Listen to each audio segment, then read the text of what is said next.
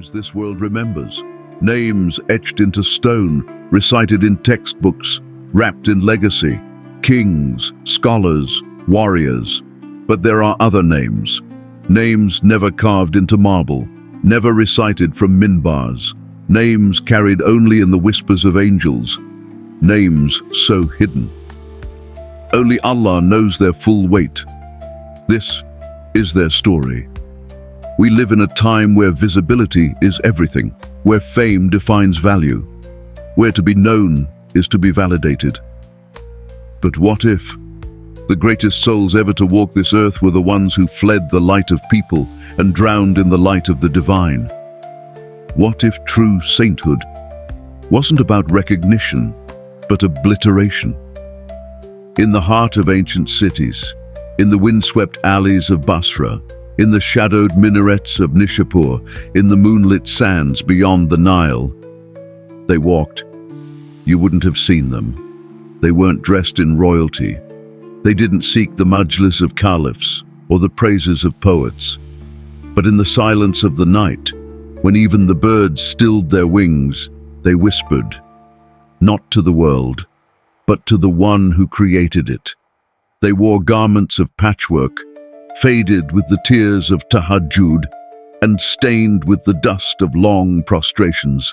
But within them were kingdoms, the kingdom of light, the throne of Marifah, divine knowing. These were the women who dissolved into the real, not saints sculpted for crowds, but saints sculpted in seclusion. Their miracles weren't loud. They didn't part seas or summon fire. Their miracle was stillness, restraint, a gaze that held the weight of eternity, a love so bright they hid it so it wouldn't burn the world around them. You know of Rabiya, the woman who refused paradise. You've heard of Sayyida Nafisa, whose du'as shook cities. You've whispered the name of Fatima al-Nishapuri, who spoke of Allah like a river speaks of the ocean. But what of the ones who left no written words? Just like a treasure is buried deep beneath the earth, so too are some of his awliyas, his friends, buried beneath obscurity. Prophet sallallahu alaihi wasallam once said, many a person with shaggy and dusty hair, dusty and driven away from doors because of their poverty and shabby clothes, were to swear by Allah that something would happen. Allah will certainly make it happen. These women were those, unknown on earth, but radiant in the heavens, and in every time, in every generation, there are those who are hidden like this, perhaps in your city, perhaps even in your family. Today, we continue a journey that began with 5 names, 5 souls lost to history, but remembered by love itself, and inshallah. You will remember that sainthood is not always loud, that miracles can walk barefoot, that divine love often wears no name. Welcome to Manar al-Madinah. This is part 2 of the Forgotten 5, the women who vanished for love. Let us begin. Chapter 1. Rabiya al-Shamiyya, the one who vanished into light. In the lands where the sun leans heavy over stone and shadows lengthen like prayers at dusk, there once lived a woman who erased herself so completely that only her fragrance remained in the memory of saints. Rabiya al-Shamiyya, not to be confused with her namesake of Basra. This Rabiya was of the Levant, a woman of Damascus or its plains, of Sham, the blessed land. And she lived not upon the earth but just above it, as if her feet, even when still, were always ascending. They say she lived in seclusion, not out of fear nor disdain for the world, but because she could no longer see it. The veil had lifted. And what is dunya to a soul who sees beyond the veil? Fana, the annihilation of the self. That was her journey. Not a metaphor, not a concept, a lived dissolution. Rabiya al-Shamiyya didn't speak of Allah's love. She became it, and in becoming, she completely melted. She would pray deep into the night, not with the elegance of speech, but with the trembling of one who stands before an open sky and calls it beloved. When the stars faded, her eyes were still wet. But no one knew why. Some say she didn't cry out of fear, nor out of awe, but from intimacy. There are tears that come from distance, and then there are tears that come from nearness. Hers were the second.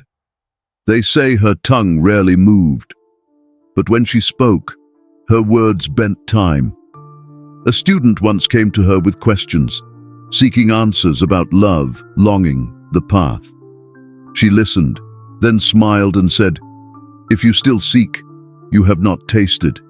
And if you have tasted, there is nothing left to seek."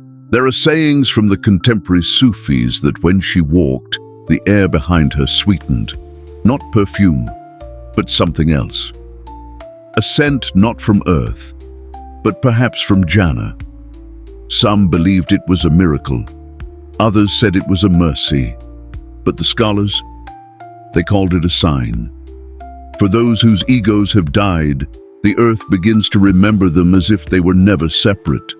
The rocks, the trees, the wind, all begin to weep with them, or for them. Rabiya once said, "If the veil were lifted between me and my Lord, nothing would change."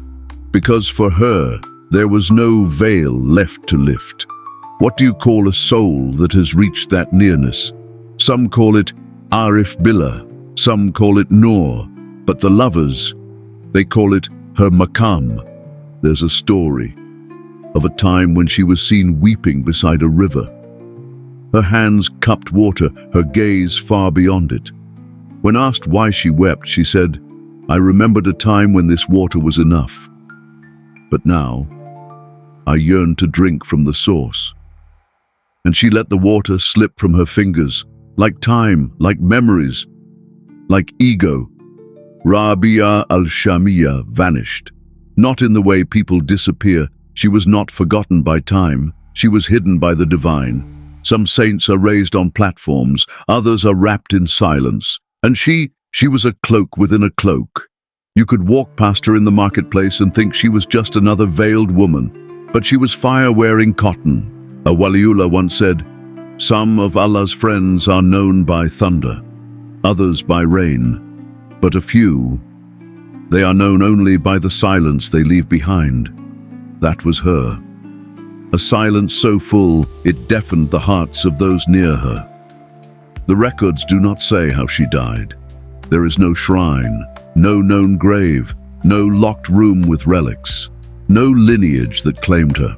Only echoes, only scent, only the remembrance in the heart of a select few. It is said that one morning she was simply gone, like a bird that flew off before dawn. But those who knew said she had been disappearing for years, not with feet, but with light in the open skies of Sham.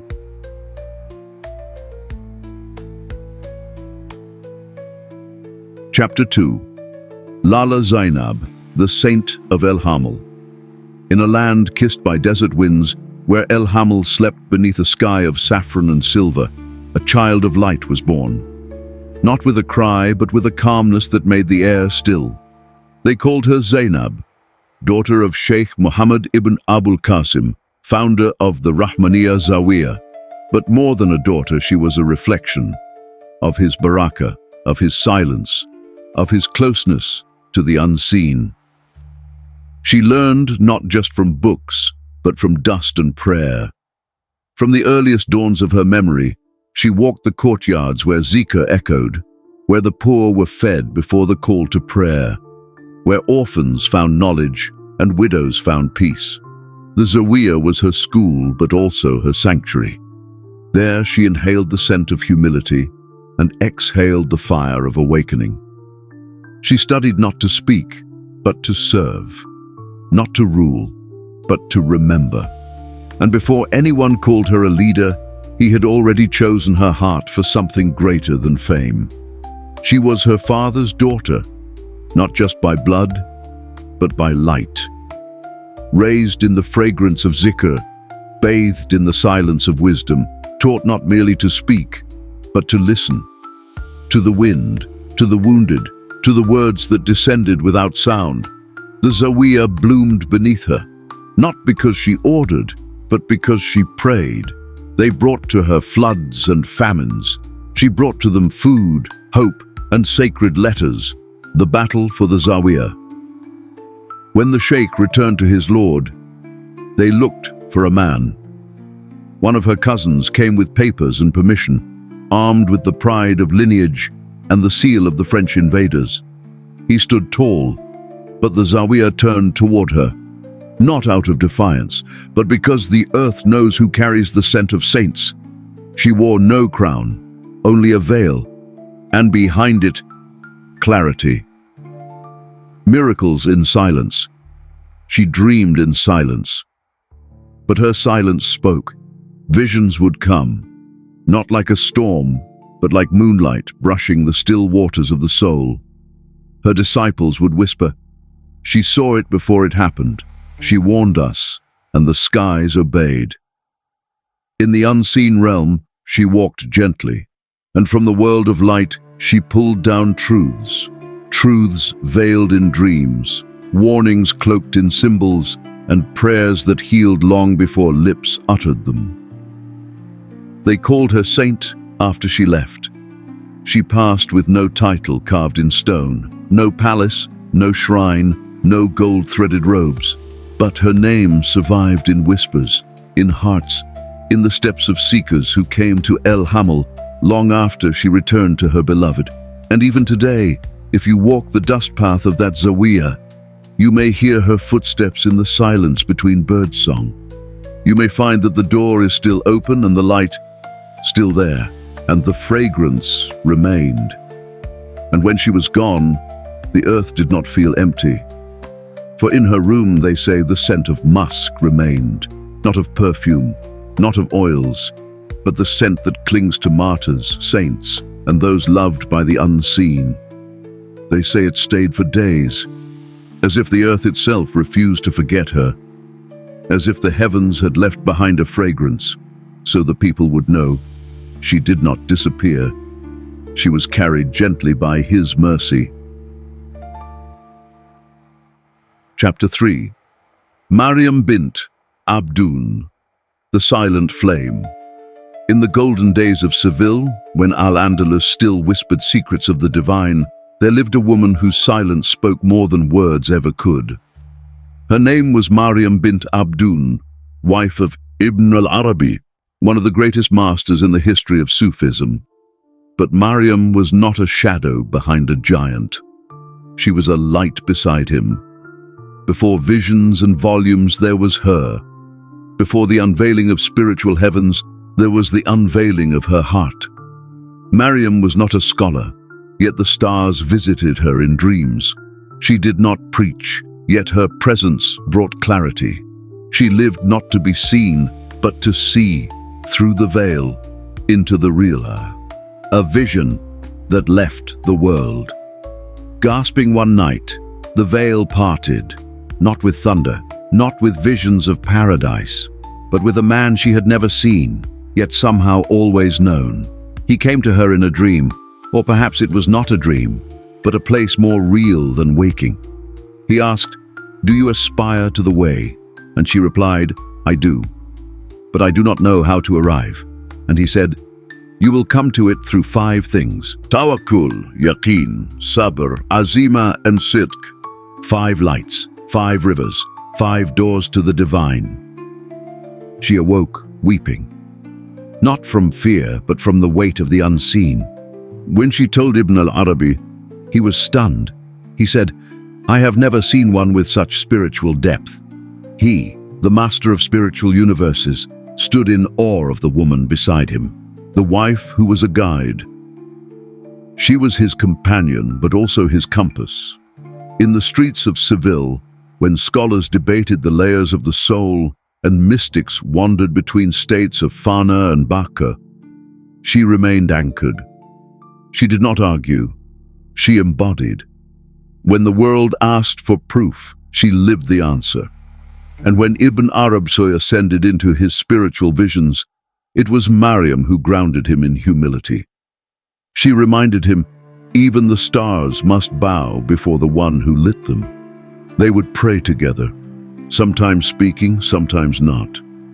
Their love was zikr, their marriage a shared ascent. They whispered in the dark, Ya Allah, don't let me see anything but you. And he would reply, Ameen. 2 hearts, 1 light.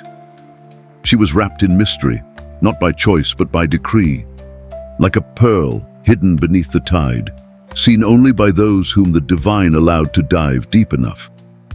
Ibn Arabi said, she did not die. She returned to the one who gave her to me.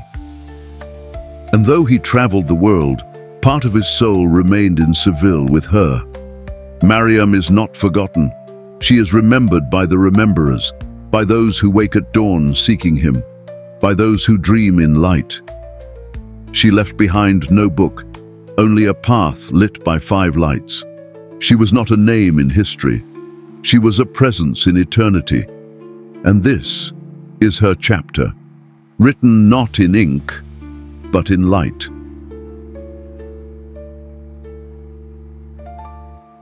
Chapter 4. Fatima of Cordoba, the Mirror of Light. In the winding streets of ancient Cordoba, Spain, where every stone once remembered the call of prayer, there lived a woman few have written of, but whose silence shaped souls. They called her Fatima, not for fame, not for lineage, but for the light that followed her, like a shadow that loved its flame. She walked the courtyards of scholars, but she herself was not a scholar. She walked the alleys of the poor, but never let them walk alone. She did not sit upon a platform. She sat near the broken and whispered remembrance until they remembered who they were. It is said that Imam Ibn Hazm, the master of Zahiri jurisprudence, once heard of her, and he remarked, "There are some in this city whose silence outweighs the eloquence of our books. She built no shrine, left behind no manuscripts, not a single sermon was ever recorded. But still, the alleys she walked seemed to echo with something unseen, a softness, a scent of stillness, as if even the stones had once heard her sigh the name of her Lord. She wore her veil like a lantern. Fatima's veil was not cloth. It was presence, a hush that fell over you, a stillness that made the air tremble. She was known to pray all night, not loudly, but as if she was afraid to wake the angels listening nearby. They say she never asked from people, but people kept bringing her gifts, food, oil, dates, and she would smile and say, "Give it to someone who needs it more than I do." Even if she had not eaten for days, love that could not be spoken. Fatima's heart belonged to the beloved, and her tongue only moved to remember Allah. She had once been proposed to by a nobleman of Cordoba. Her reply was, "How can I physically present with a man when it already trembles in longing for the one who created it?" And from that day forward, she walked alone, but never lonely. She was married to the silence of tahajjud, to the tears that came in sujud, to the scent of musk that lingers when angels pass. There is still, in Cordoba, a wall said to bear the salt of her weeping, a stone she leaned on during tahajjud, where passers-by would hear her whisper, "Ya Allah, veil me from myself, not from the world, from her own ego." Fana, they say, is not to disappear from people, but to disappear even from the illusion of your own goodness. Fatima knew that and mastered it. She never gathered crowds, but she gathered the heart of Ibn Arabi. Not as a student to a master, but as a mirror to a mirror. She taught him without words, guided him not through debate, but through the stillness of knowing. It was she who opened to him the 7 layers of Al-Fatiha, not as a verse, but as a doorway. The opening that opens again and again until the soul forgets itself and remembers only Allah. He would later write, "There are saints whose presence is hidden, but with her The presence was the teaching. And when her breath began to slow, they say her lips were still reciting, Iyyaka na'budu wa iyyaka nasta'in. At 95 she returned, not in sorrow, but as a guest returning home. No gathering mourned her, but the skies did, and perhaps so did the leaves that once heard her whisper his name. She was buried quietly, like everything else about her life, but the Fatiha still carries her trace in every tongue that recites it with a trembling heart. Fatima, the lantern that never asked to be seen, the breath that turned silence into a blessing, disappeared, but only from sight, not from remembrance. Chapter 5. Aisha al-Mannubiyya, the flame that burned for the beloved. They called her Aisha of Cordoba, daughter of Tunisia, but her spirit belonged elsewhere, to Madinah, to the light of the final messenger, sallallahu alaihi wasallam, to a love that could not be contained in time, land, or form. She was born in the 13th century, in the village of al-Mannubiyya, Tunis. But from a young age, she walked differently. She spoke less. But when she did, the air paused, and the people, they whispered, "She sees something we do not." The saints knew her, before the scholars did, not through her lineage, but through the light of her prayer. She fasted when others feasted, sat beneath the stars while cities slept, and spoke to Allah as though He were the only one who had ever listened. When asked why she turned away from the world, she said softly, "Because it distracts me from Him, the one whose name fills the heavens with fragrance, Muhammad sallallahu alaihi wasallam." She was not silent in her love. Her heart beat with salawat. Her nights were poems, not written with ink, but with tears that soaked her prayer rug. She would speak of the Prophet sallallahu alaihi wasallam not as a figure in books, but as a living presence in her heart. One night, they say she entered a hall while reciting poetry in praise of the Prophet sallallahu alaihi wasallam. She wept until her voice disappeared, and the circle of seekers wept with her, because her silence said more than any verse ever could. They tried to silence her, the men, the scholars, the scribes. She walks with vision. She teaches in public. She speaks the name of the Prophet like a lover reciting a song. But she did not argue. She smiled and turned again to Medina, not in distance, but in direction. "When the world fails to understand me," she said, "I turn to the one who never judged a woman for her love." Aisha al-Mannubiyya was not a scholar by title, but she knew secrets that left even scholars in awe. She spoke of divine stations, of maqamat and ahwal, of the meanings beneath the meanings. And though she lived far from the Prophet's city, she walked as though her heart never left his shadow. Her miracles were loud. A drought lifted after her dua. A boy once healed when she whispered Fatiha into his water. But she never called them miracles. She called them gifts of proximity, signs that Allah still responds to those who lose themselves for Him. When she passed, the people of Tunis gathered, some out of love, others out of confusion. But all stood silent. Even today, in the alleys of Tunis, they say you can find her shrine. But her true resting place? It was always in the city of light, the Madinah of her longing. And before she returned to her beloved, a moment came, one that silenced even her critics. When the great Imam Ash-Shadili prepared to leave Tunisia, he summoned her, not to test her, but to honor her.